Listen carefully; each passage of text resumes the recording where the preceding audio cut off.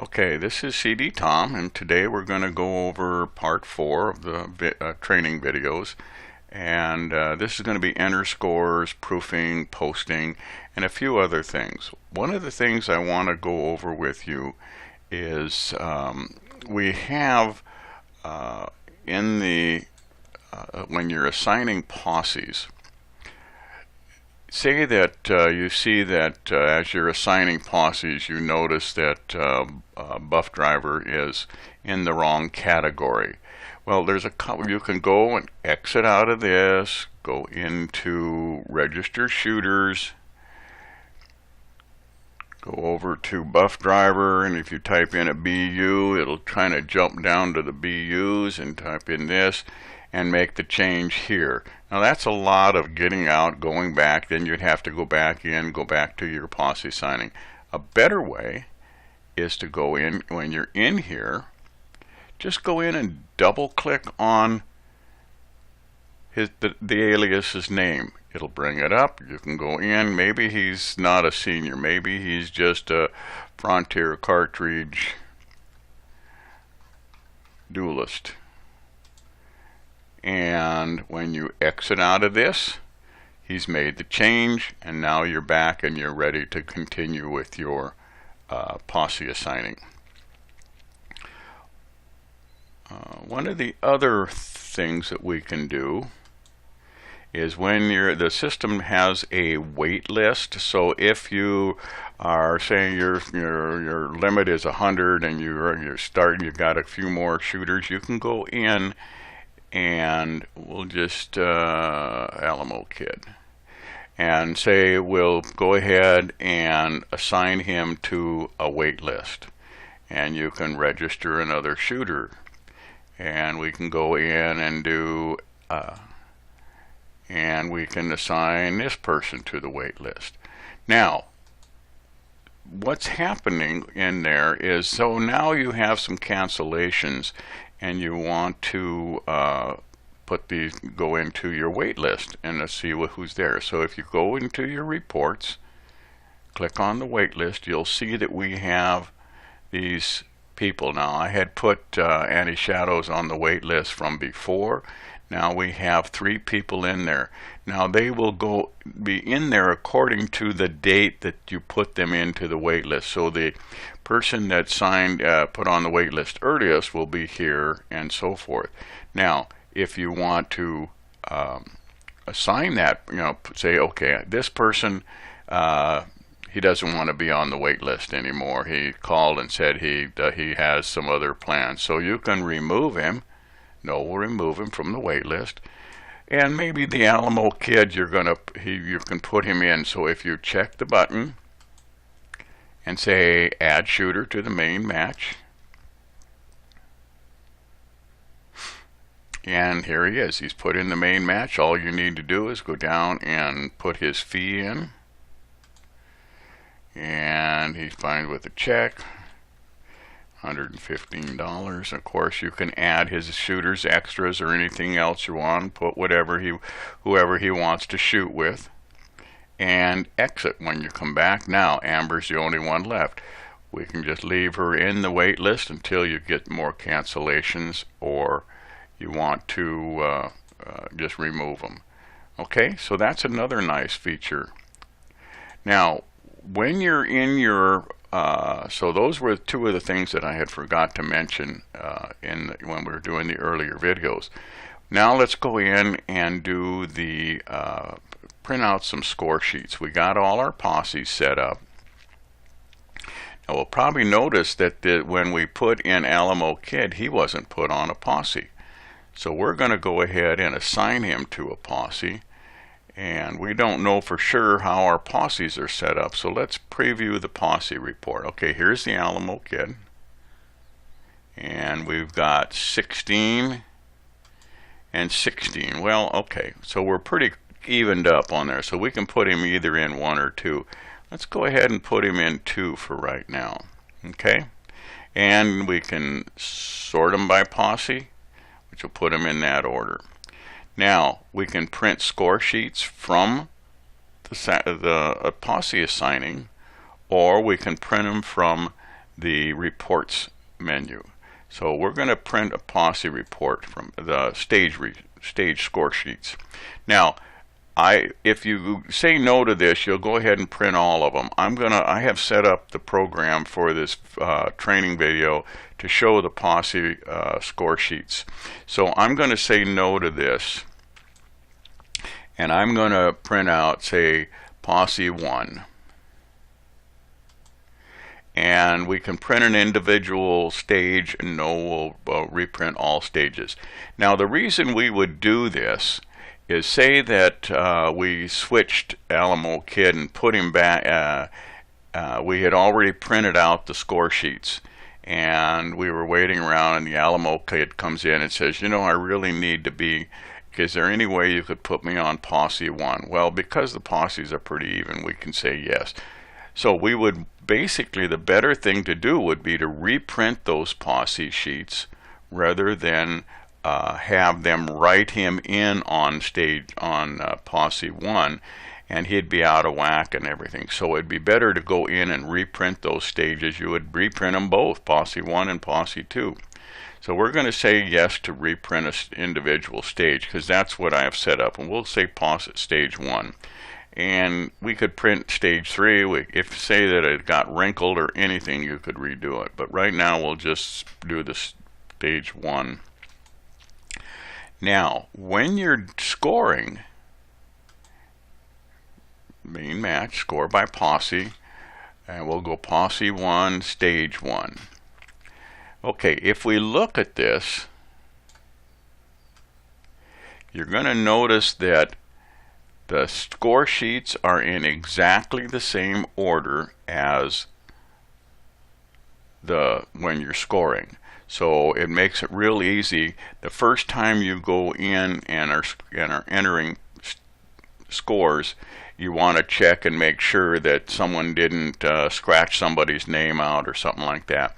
The other thing in this is, when you're scoring, say that you come down and you notice that usually on the first stage, when when the posse marshal makes the roll call, he also mentions the category. And again, if, say, the category for, well, we'll just pick, I don't care who. Well, we'll just pick the first kid, Arkansas Belle. So if Arkansas Belle is the wrong category, we have her as Grande Dame. Once again, if you could exit, go into register shooters and changers, but here again you have that same option.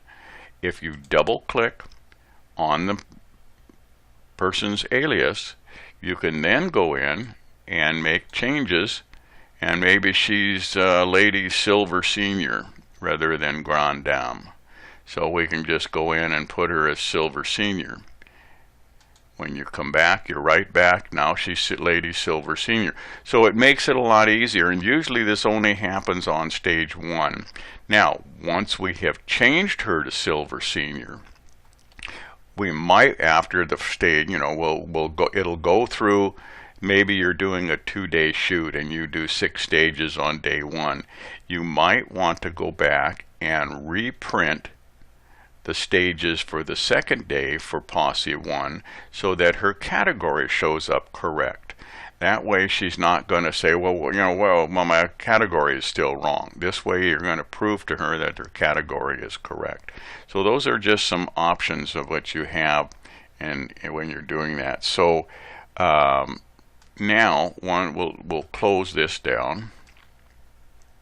Okay, so we can go in and enter. So when you're entering scores, of course, we'll go in and just go ahead and posse 1, stage 1. Okay, and we'll just enter some scores. Now, you'll notice that I didn't put in a period. We don't need to. You can, at this point, you can press the enter key and go through and do it this way, or if you can hit the down arrow, which it keeps you from having to tab through this. When you're going through, of course, if you have misses or procedurals, you need to hit the enter key. So let's just enter a few more scores here. One of the other things you don't need to do is say you're entering scores and it's just an even number. If you press the down arrow or the enter key, the zeros will be added automatically. So it's just a matter of keying in the numbers. Like I said, note periods. Just enter. If you got misses and procedurals, you have to press the enter key. And we don't want a 1. Oh, one of the other things is in your high-low range, I've set the high range to 75 seconds. So say that someone enters, he should be entering 3696, and he enters 9636. Now it comes up and says total time is greater than the high range, please check. Now that doesn't mean that it's wrong. All it means is that could you have possibly punched in the wrong number? And what this will do for you, it keeps you from, say you type this and you go ahead and send it over to your proofer, and she has to correct it, come back and tell you, hey, this is wrong. So basically, if we enter at 3635, now we're back to where it should be. And we'll do, okay. Now, let's say that we're done scoring. We're all finished. We've got all the scores in. And we need one thing you make sure you do is you update scores. That's very important. Anytime you make a change to a score, you need to update them. So we update scores, and oh, we got a problem. All shooters not scored, please check. Well, if we got 700 shooters or 400 shooters or whatever it is, how are we going to find out which shooters are not scored? The easiest way to do that is to go into your enter scores by shooter. When we do this, the system's going to tell us what shooters have not been scored. And we've got the Alamo Kid and Smokin' Okie. So the Alamo Kid, that was the one we put in Posse 2, so let's just go ahead and enter some scores into him.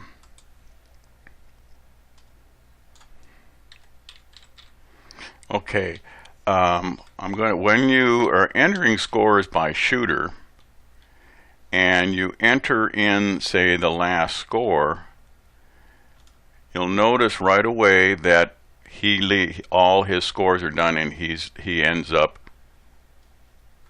being removed from the unscored shooters. So at this point, now we have to go in and enter shooters for Okie. Or maybe he ended up only shooting the first day. So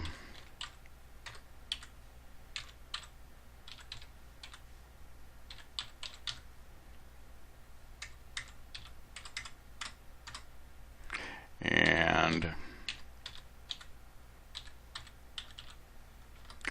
maybe he only shot the first day and he DNF'd the rest of it. So what we can do is just DNF him by just checking on the DNFs. Maybe he left, couldn't get back, and now he's gone. Now we can update scores.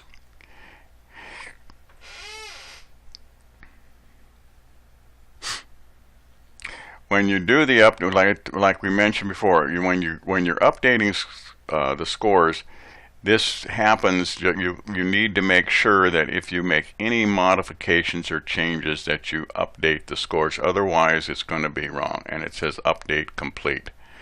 Okay, so at this point we can now go in and maybe we need to print a proof list. So when you're entering scores, you want to make sure that you don't post. The proof list does not put anybody in any order.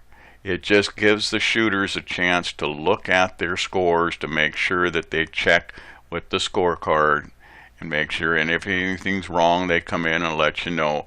You'll notice they're by posse in alias order. So you don't have, they can go through and find their name and go through and check their scores. If everything is okay, then you just they don't say anything, then you're done. So if you come in, you make sure that if you have any corrections, you go back to your score sheets, you check the scores, and if the score sheet is wrong, you make your modifications. Otherwise, you're good to go. So most when you're giving out awards, you don't usually post until if you have a board that you post the final scores, and you usually don't do this till after the awards ceremony. So we're going to create a PDF in here. This is the match final, and it tells you where it's located. We're also going to do a category list.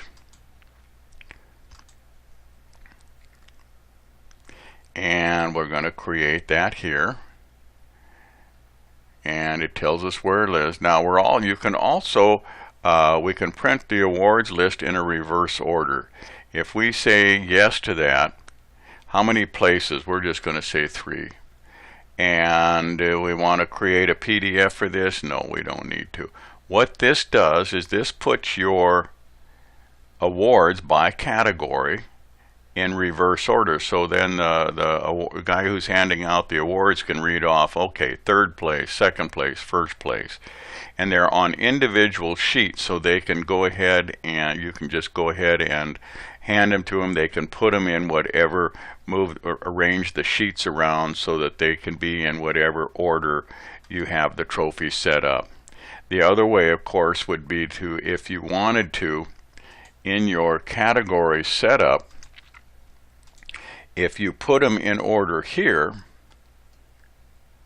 by the report sequence, that's the way they would come out. So what you can do, and when I do that, I usually go through and I will say, okay, I'm going to put the 49er. I usually leave spaces between, because I'm not, say that I go in 15 and then 20 and so forth. That way, if I wanted to make changes to the later on for the order, I wouldn't have to go and renumber everybody. I've left spaces in between.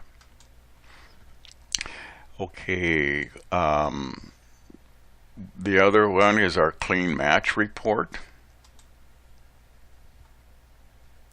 And looks like we have 5 clean matches. I'm going to do that again because I don't think I created the PDF for that. I'm going to say yes, because I'm going to send these out to our shooters as soon as the awards are getting over. I can email all these out. The other report is the match final with extras. What the extras are all the misses and procedurals. I'm going to say no because I'm going to print out a full detail, and we're going to put them in category sequence. And I'm going to create, might as well send this out as well. This is a little bigger report because it's got all the misses and procedurals in it that the shooters can look at. Normally we don't post this because it's pretty big, but one of the things I want to show you in this is when you're setting up your annuals or your maybe your regional and you're setting these up, a lot of times you'll want to go through and maybe test the stages. So you would shoot maybe a couple of them or 2 or 3 of them at one of your monthly matches. If you go to the match, the end of this report, that's going to show you how what the average time of the stage was, how many misses they had on that stage, and how many procedurals were on the stage. So if say you have a stage that has 15 procedurals in it, you might want, well, it doesn't even have to be that many, because you don't want to have any what we call procedural traps. So if you have one, maybe stage 5, maybe it's just a matter of rearranging the targets a little bit. Maybe they're in an awkward scenario and people are getting confused and having a lot of procedurals. We don't like procedurals. Procedurals are not, people don't like to get them, and we don't like to have them. So that's just a good thing to look at in any of you, just to get you some averages. Now there's another stage stats report, and that is stage statistics.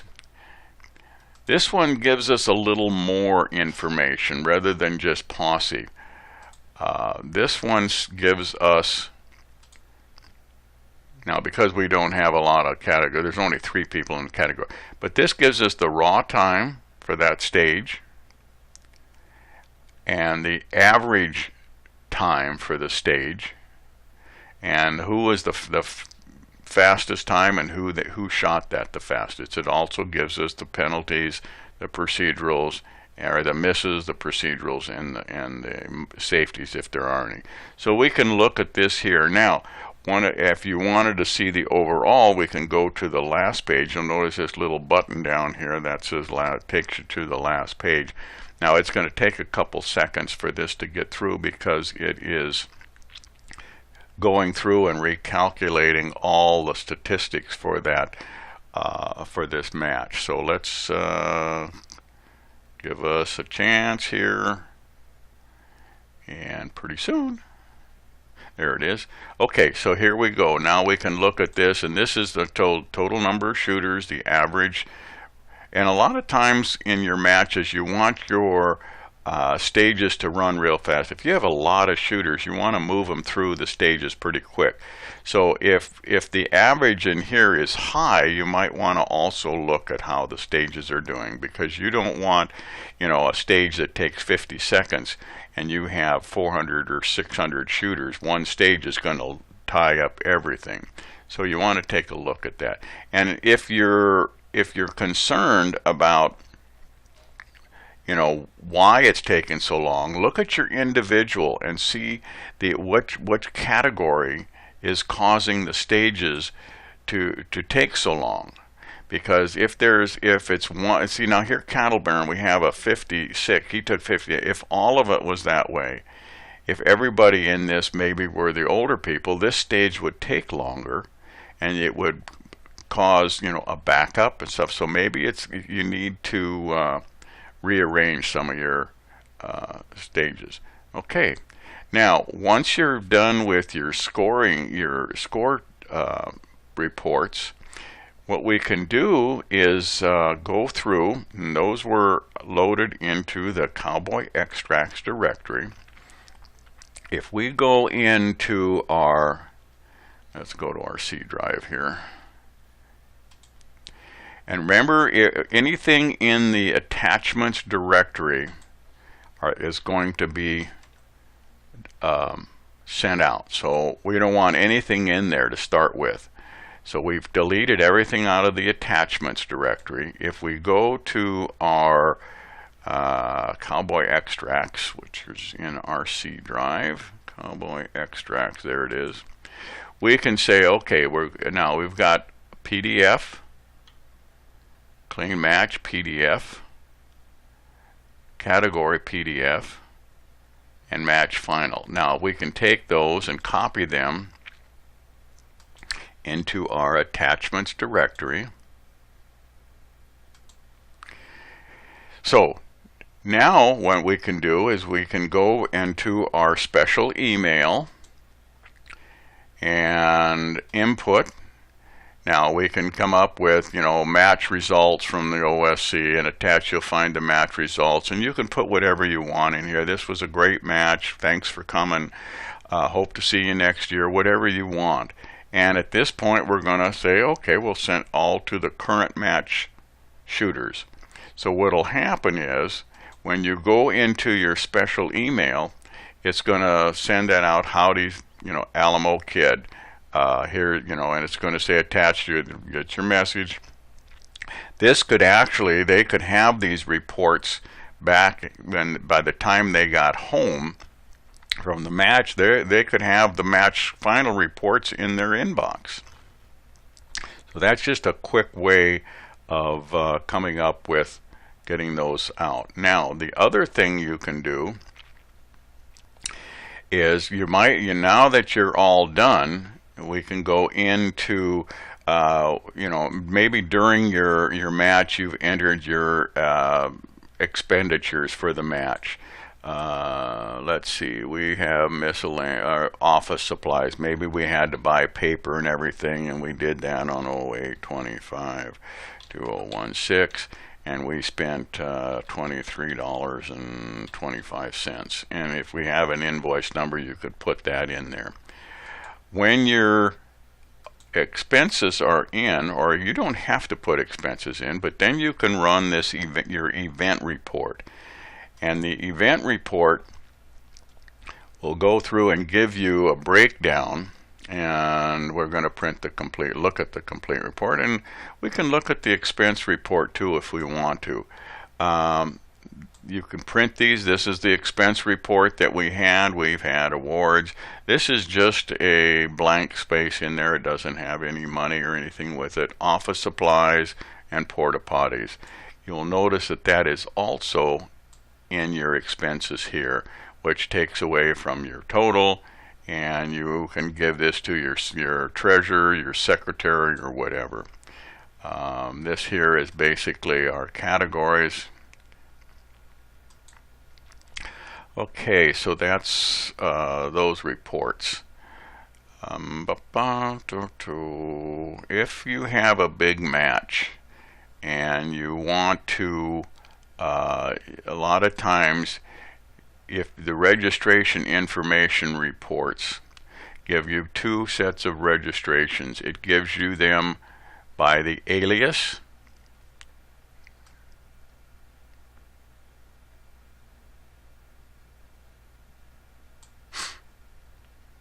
or you can get them to the, this is the probably the one you're going to want. This is the alias in alias order.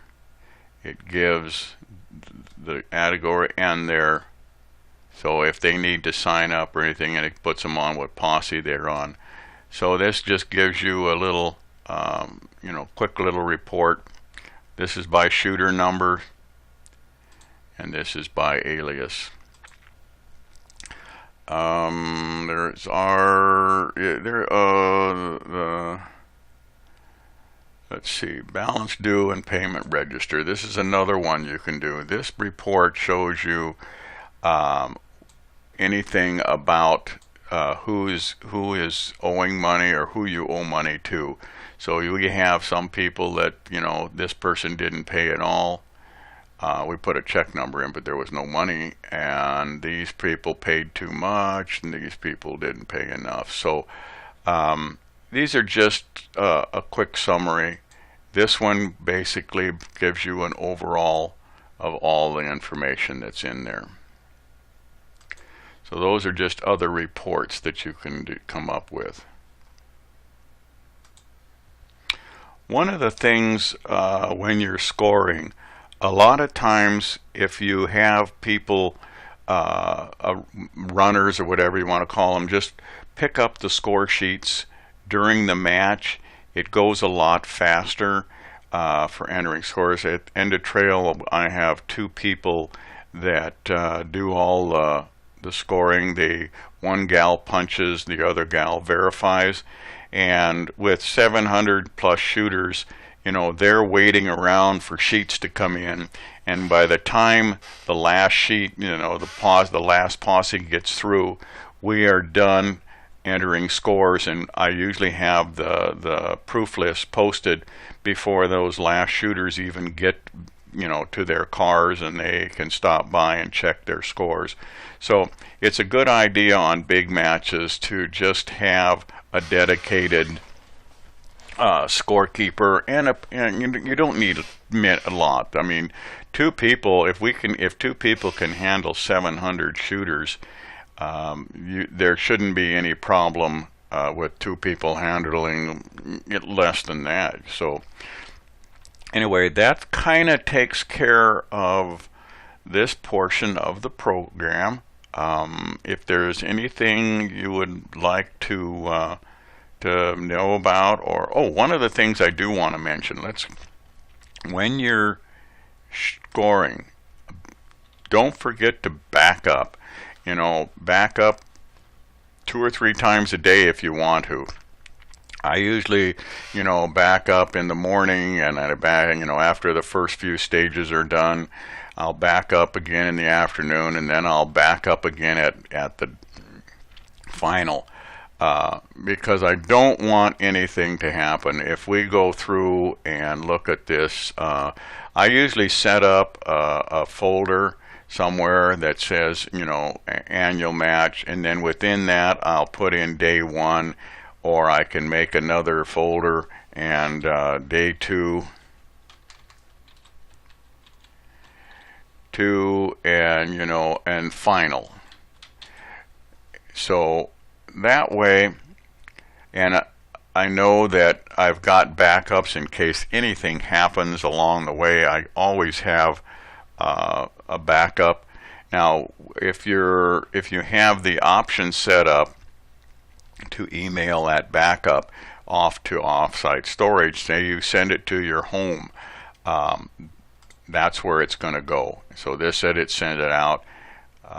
Otherwise, it's a good idea to put it onto a jump. When you're doing a backup, you have the option of selecting you can select your drive or whatever you want. I've got an additional drive, or say that's the jump drive. This is off external hard drive. You could put it on any of this stuff, just as long as you have backup someplace along the way. I'm going to just cancel that.